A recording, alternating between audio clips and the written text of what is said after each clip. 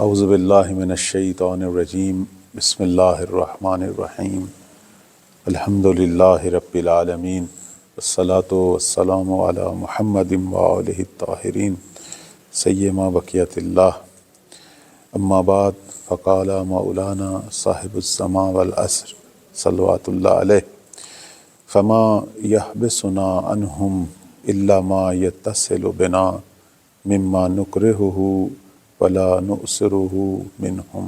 ہمارے آقا مولا صاحب العصر والزمان کا فرمان ہے، ان کی ایک توقیع مبارک جو بہت بڑی بزرگ شخصیت، بہت بڑے عالم جناب شیخ مفید علیہ رحمہ، جناب شیخ مفید کو تقریباً 3 کے قریب جو ہیں وہ توقیعات امام زمان صلوات اللہ علیہ سے انہیں حاصل ہوئیں۔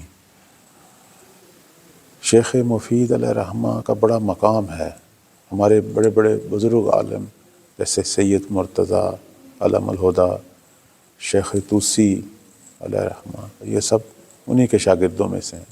غیبت کبریٰ کے آغاز میں سب سے بڑے فقیہ، سب سے بڑے متکلم، سب سے بڑے محدث، یعنی جنہوں نے دینی حوزات کا، دینی مدارس کا آغاز کیا، اور اس زمانے میں حوزہ علمیہ بغداد مرکز تشیع تھا۔ شیخ مفید جو ہیں وہ اس مرکز کے بانی اور محور تھے۔ لفظ شیخ جو ہے وہ اس عنوان سے کہ پرانے زمانے میں بزرگ جو علماء ہیں ان کو الشیخ کہا جاتا تھا۔ یہاں مراد کوئی قوم یا کوئی ذات نہیں ہے، معمولاً جو بزرگ ہستیاں ہیں ان کا جو ہے وہ احتراماً الشیخ جو ہے وہ کہتے تھے۔ تو شیخ مفید کو جو توقیع حاصل ہوئی امام زمان صلوات اللہ علیہ سے، اس کا ایک ٹکڑا آپ کی خدمت میں نے پیش کیا۔ معصوم فرماتے ہیں کہ فما یحبسنا عنہم الا ما یتصل بنا، فرماتے ہیں کہ ہمیں اپنے شیعوں سے، اپنے محبین سے کوئی چیز دور نہیں کرتی مگر ان کے وہ اعمال، یعنی کون سے اعمال؟ برے اعمال، چونکہ برے اعمال امام اور امت کے درمیان دوری کا باعث بنتے ہیں، برے اعمال حجاب کا باعث بنتے ہیں۔ فرماتے ہیں میرے اور میری امت کے درمیان، زمانے کے جو مسلمان ہیں شیعہ، ہمارے درمیان جو فاصلہ، جو چیز پیدا کر رہی ہے وہ اعمال ہیں جو ہم تک پہنچتے ہیں۔ کون سے اعمال؟ مما نکرہہ، جنہیں ہم پسند نہیں کرتے، ولا نؤثرہ منہم، اور یہ وہ اعمال ہیں کہ جن کی ہمیں اپنے شیعوں سے توقع نہیں۔ آج روز جمعہ ہے اور آپ کو معلوم ہے کہ انشاءاللہ ایک جمعہ آئے گا کہ جس میں امام زمان علیہ السلام ظہور فرمائیں گے۔ جمعہ جو ہے وہ روز ظہور امام زمان ہے، اور جمعہ کا دن ایک قسم کا ان دنوں میں سے ہے کہ جسے عید بھی کہا گیا ہے، روز استجابت بھی کہا گیا ہے۔ اللہ ہم سب کو وہ دن دکھائے کہ ہم مولا کا ظہور دیکھیں۔ لیکن نقطہ جو ہے یہاں سمجھنے والا ہے وہ یہ ہے کہ انسان بالآخر وہ اعمال کرے کہ مولا کا ظہور ہو، نہ کہ وہ اعمال کرے کہ جس سے انسان اور اس کے امام کے درمیان فاصلے بڑھیں۔ غیبت کے طولانی ہونے کی وجہ امت کے برے اعمال ہیں۔ غیبت کب ختم ہوگی؟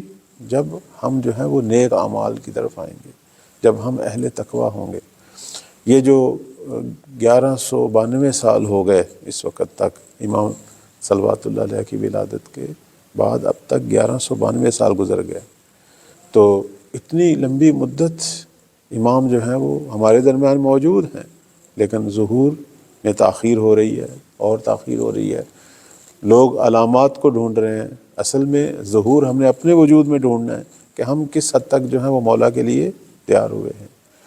دیکھیں، ایک علامات کی بحث ہے، ایک اسباب کی بحث ہے۔ عام طور پر لوگ پسند کرتے ہیں علامات کو سننا، حالانکہ علامت جو ہے وہ کاشف ہے، وہ ظاہر کرنے والی ہے ظہور کو، وہ وجہ ظہور نہیں ہے۔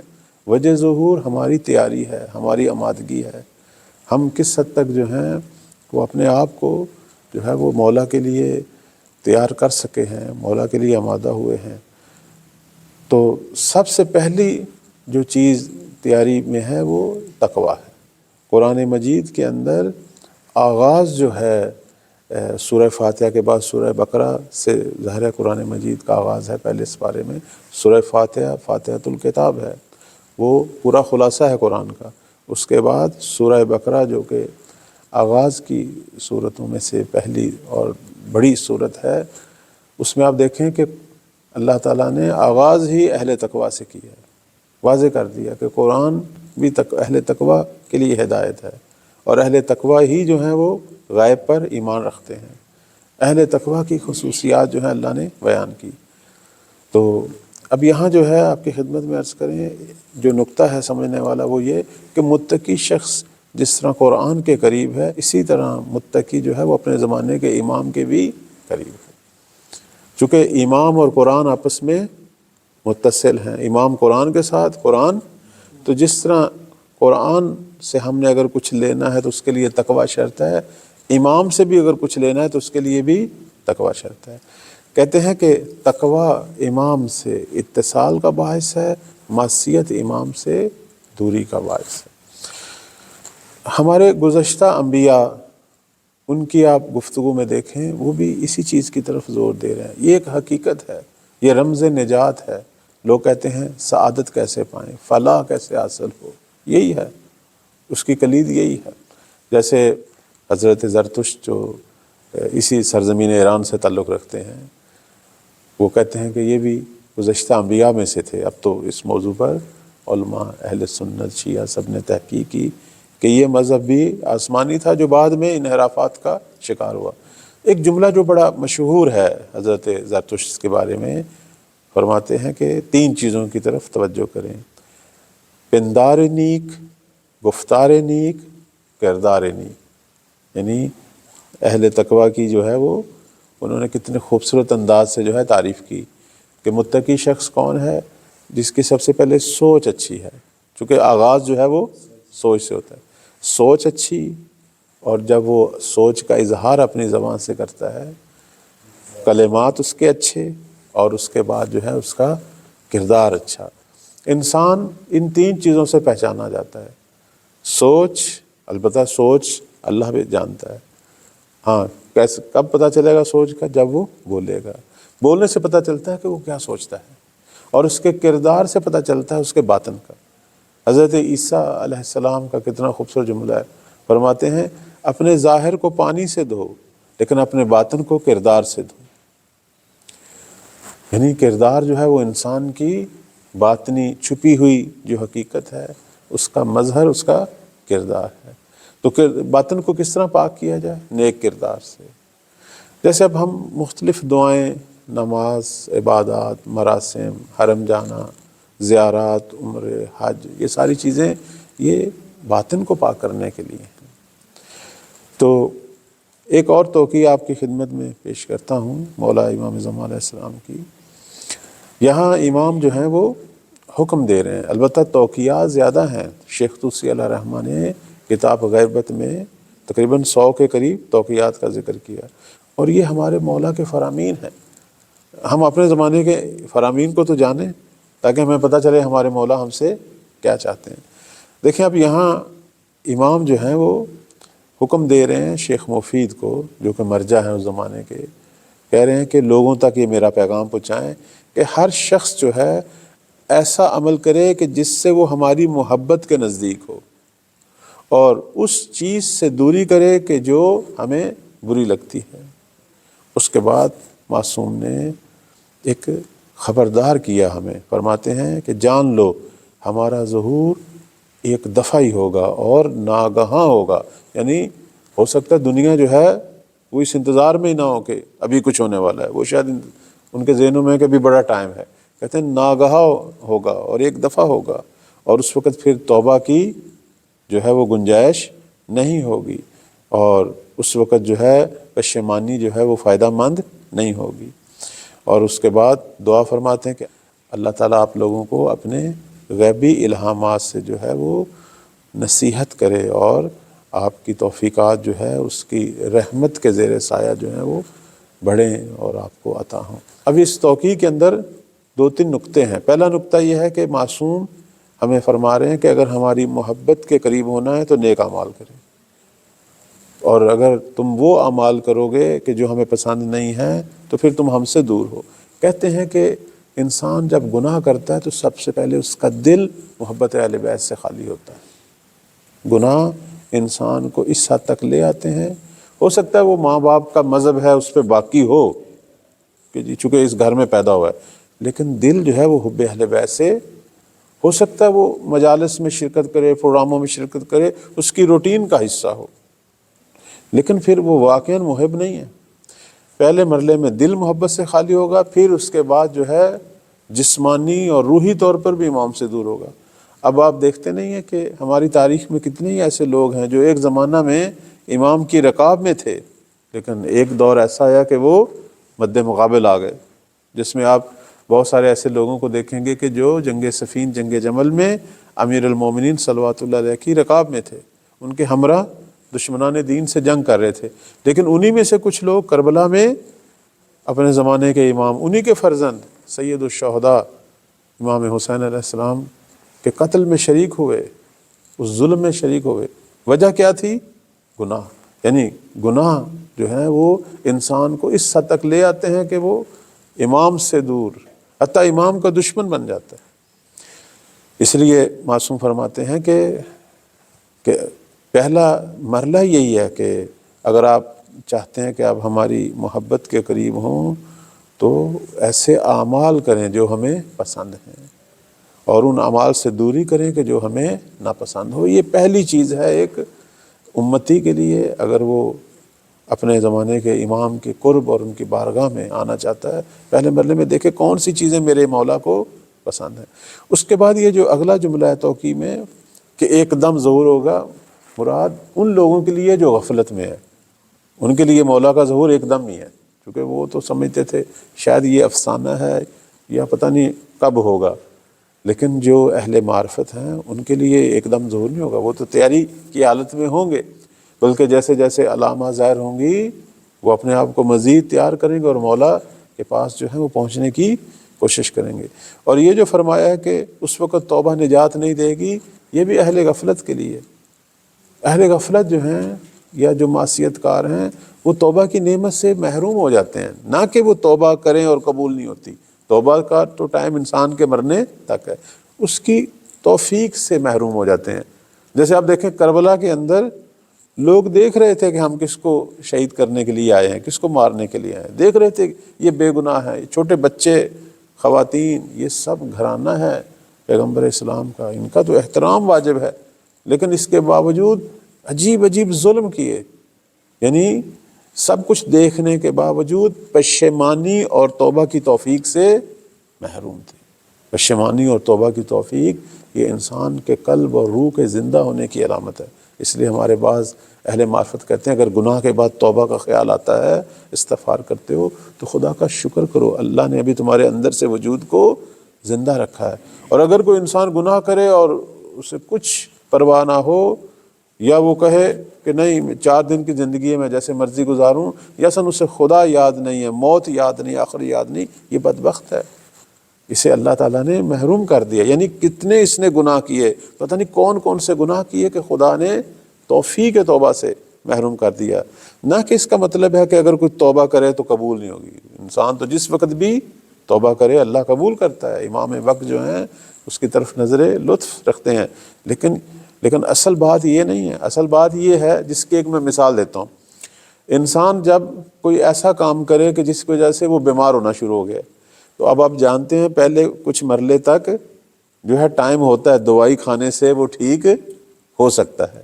اچھا جب بیماری تھوڑی سی اور بڑھ جائے پھر بھی ٹائم ہوتا ہے کہ مثلا اگر زیادہ سخت قسم کا علاج ہو جس میں زیادہ پاور والی دوائیں یا بات جو ہے وہ آپریشن جراحی تک پہنچ جائے، پھر بھی اس کے ٹھیک ہونے کی گنجائش ہوتی ہے۔ لیکن ایک دفعہ انسان جو ہے وہ اس حد تک اپنے آپ کو بیمار کر لے کہ ڈاکٹر جو ہیں وہ مایوس ہو جائیں، وہ کہیں کہ اب یہ ہمارے بس سے باہر ہے، اب اس پہ کوئی دوائی وغیرہ اثر، اب یہ دوائی کھائے یا نہ کھائے دونوں صورتوں میں یہ ٹھیک ہونے والا نہیں ہے۔ جس طرح ہمارا ظاہری جسم جو ہے اس کو اگر ہم وہ چیزیں جو نقصان دیتی ہیں اس سے پرہیز نہ رکھنے کی وجہ سے بیمار کر دیتے ہیں، اور اس میں بھی ایک وقت تک گنجائش ہوتی ہے کہ ہم دوبارہ صحت کی طرف پلٹ جائیں، اور پھر اگر ہم توجہ نہ کریں اور مسلسل وہ کام کرتے رہیں جو جسم کو بیمار کرتا ہے، پھر آہستہ آہستہ وہ فرصت کا جو وقت ہے، پلٹنے کا جو وقت ہے، وہ ہم ختم کر بیٹھتے ہیں۔ اسی طرح روحانی اعتبار سے جو آدمی کثرت سے گناہ کرے، وہ اپنے لیے کچھ عرصہ تک توبہ کی گنجائش چھوڑتا ہے، اس کا ضمیر زندہ رہتا ہے، اس کے اندر پشیمانی کے اثرات جو ہیں وہ زندہ رہتے ہیں، اس کے اندر خدا کی طرف توجہ کچھ نہ کچھ زندہ رہتی، لیکن ایک دفعہ وہ بدبخت اپنے آپ کو اس حد تک پہنچا لیتا ہے کہ نہ ضمیر زندہ ہوتا ہے، نہ پشیمانی کے احساسات، اور نہ خدا کی طرف توجہ، وہ بالکل غرق ہو چکا ہوتا ہے دنیا اور مادیات میں، اور اپنے آپ کو جو ہے وہ الٹا اللہ کے مد مقابل لے آتا ہے، الٹا جو ہے وہ امام وقت کے مد مقابل لے آتا ہے۔ یہ جن کو ہم شر کہتے ہیں، شیاطین کہتے ہیں، یہ بھی اللہ کی مخلوق ہیں، اللہ نے ان کو بھی فرصت دی ہوئی تھی اہل خیر بننے کی، لیکن یہ خود شیطان اور شر بن گئے، یعنی خود اپنے آپ کو خیر کے مد مقابل لے آئے۔ کہتے ہیں کہ ایک شخص نے آ کے امام رضا علیہ السلام سے جو ہے وہ سوال کیا، صلوات پڑھیں پر محمد و آل محمد۔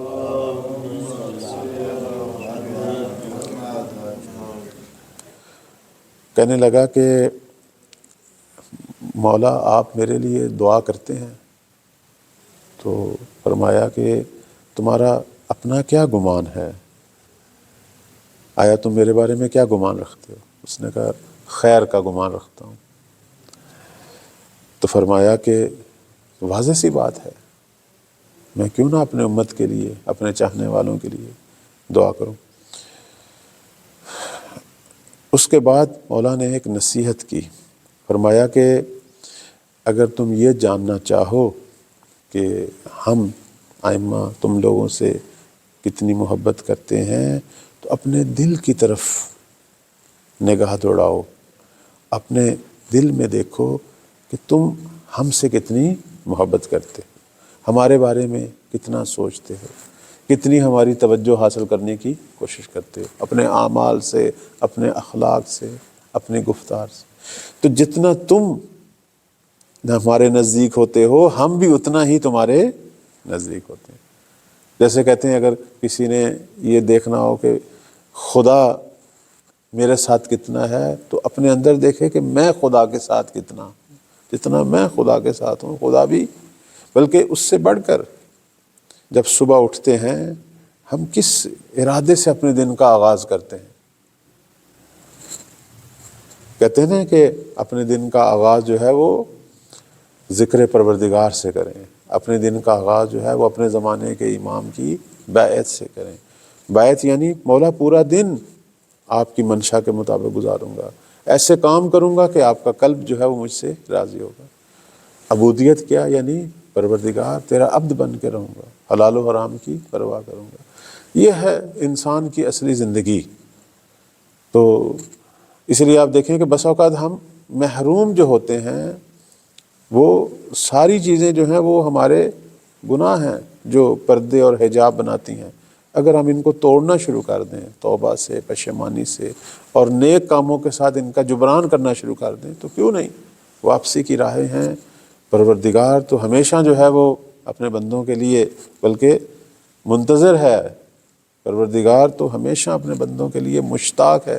وہ حدیث قدسی میں ایک جملہ ہے نا کہ اللہ تعالیٰ فرما رہا ہے کہ میرے عبد اگر تو اس چیز کو جان لے کہ میں کتنا اشتیاق رکھتا ہوں تیرے پلٹنے کا، تیرے اپنے پاس یعنی فکری، روحی، اعمال تمام تر اعتبار سے پلٹنے کا، کہ تو میرا دوبارہ عبد بن جا، اگر تو میرے اشتیاق کو جان لے تو شاید تو برداشت نہ کر سکے، اور اس میرے اشتیاق کو دیکھتے ہوئے شاید دنیا سے ہی چلا جائے۔ یعنی اس حد تک اللہ جو ہے وہ محبت رکھتا ہے اپنے بندوں سے، حتیٰ گناہ گار بندوں سے۔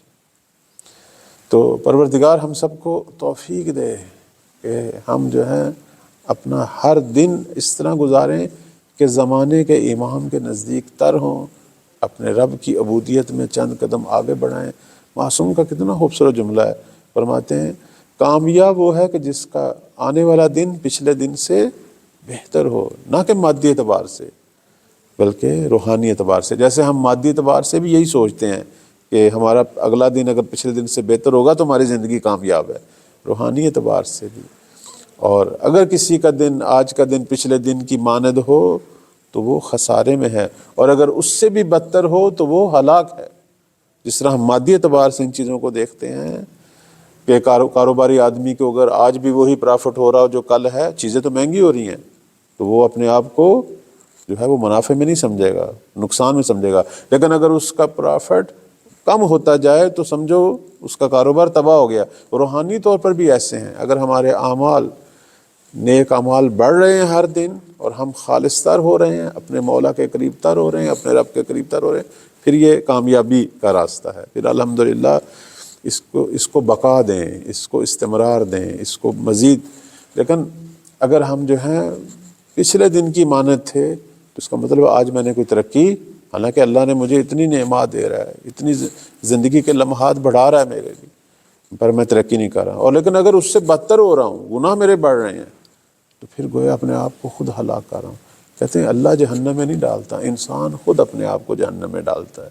وہ تو خدا تو ارحم الراحمین ہے۔ جیسے انسان خود اپنے آپ کو بیماریوں میں ڈالتا ہے، خدا نے تو نہیں کہا کہ تم بیمار ہو جاؤ اپنی پرہیز نہ کرنے کی وجہ سے یا ایسی چیزوں کے استعمال سے جو اس کو نقصان دیں، جیسے وہ خود جسمانی طور پر اپنے آپ کو بیماریوں میں ڈالتا ہے، تو کردار اور روحی اور باطنی طور پر بھی خود اپنے آپ کو جہنم کے سپرد کرتا ہے۔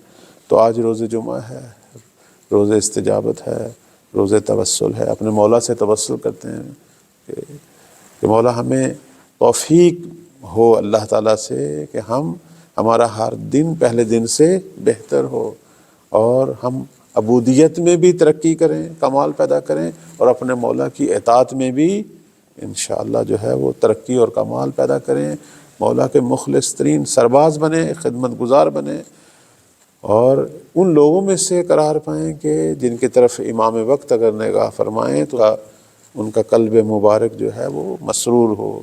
پروردگار ہم سب کو امام زمان کے خدمت گزاروں میں سے قرار دے، الہی آمین۔ انشاءاللہ ہمارا یہ پروگرام قبول ہو، مولا کی نظر لطف جو ہے وہ ہمارے شامل حال ہو انشاءاللہ۔ پروردگار بحق محمد و آل محمد ہمارے مرحومین کے درجات بلند فرما۔